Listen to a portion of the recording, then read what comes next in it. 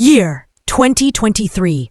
The war in Ukraine was at its peak. Russia had seized control of several regions in eastern Ukraine, while the United States and NATO were providing Ukraine with everything it needed: advanced weapons, satellite data, and long-range missile systems. This was the moment when a new, silent, but dangerous war had already begun. A war not fought on the battlefield, but in the skies, the seas, and the digital networks. Russian President Vladimir Putin issued a strong warning. If American drones or satellites are used to target Russian territory, we will consider it direct interference, and we will respond. Those words were not ordinary. They were a threat, a clear sign that Russia had drawn its red line.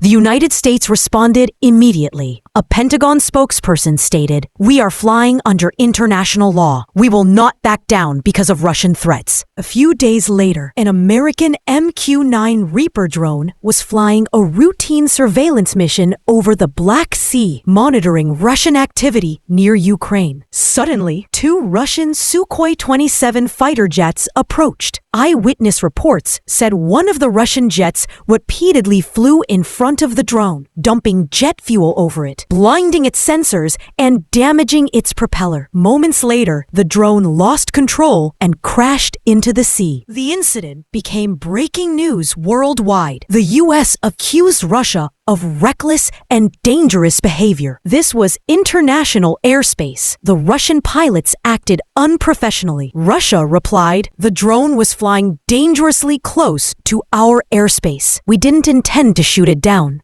Once again, the world was asking, is this the beginning of a new Cold War? Soon after, a direct communication channel was reactivated between Washington and Moscow, known as the Deconfliction Line, a secret hotline used only when the world stands on the brink of war. According to sources, both sides spoke on that line and agreed to prevent such incidents from happening again. But trust? That had already been buried deep in the cold waters of the Black Sea. Experts said the event showed how the war in Ukraine had pushed U.S.-Russia relations to the edge, where even a small miscalculation could spark a global confrontation. Later, Russia warned that if American drones appeared again over the Black Sea, they would be shot down. The U.S. replied firmly, "Our flights will continue." And then came silence. But it was the kind of silence that comes before a storm. Today, 2 years later, somewhere beneath the blue waters of the Black Sea lies the wreckage of that downed drone, alongside the deep mistrust between two superpowers. On one side, power. On the other, pride. And in between, humanity quietly praying that this Cold War never turns hot.